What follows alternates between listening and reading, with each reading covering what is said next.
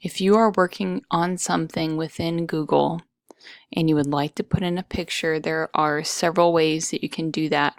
So the first thing you want to do is think about the function of whatever it is that you're wanting to do. So the action, I want to insert a picture. So I'm going to go up here to the top toolbar, these menu choices, and I'm going to click on insert, and I can go down here to image. It has a little picture of a mountain.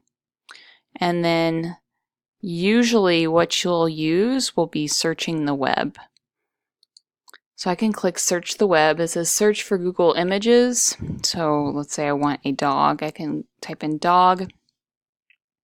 Okay, so I might find a picture that I like that might go with what I am working on. I might click this one, so I can click it and drag it if I would like. Or you can click it and press insert. You could do that too. Okay, so I don't need two pictures here. I can select with my mouse, click, and then I can press backspace, I can press delete, I could even press enter or space, and that would make it go away.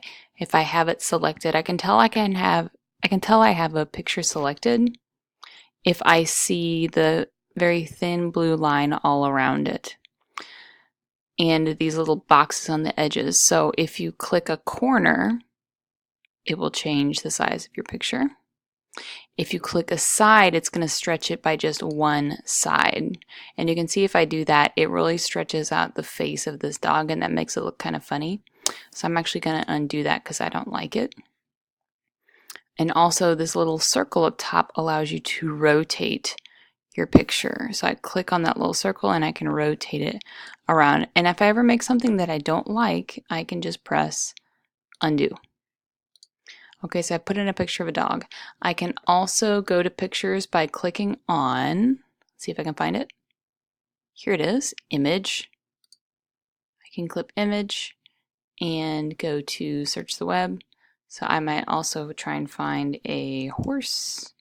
I can look for an image that way. I can double click it. That works too. And a third way, because there's almost always several ways you can do something. I can go here to explore. I can search your docs and the web is what this says here. And I can look for cat. Okay, it's going to give me regular Google searches. It can give me images. If I have something saved in my drive with a cat in it, then I might look for that in my drive. But I'm going to go ahead to images on the web. This reminds me of my cat. If I click on it once, it'll zoom it in. Okay, it looks like a cool picture. I'm going to click insert and put that in my document as well. And those are some tips for getting started with pictures.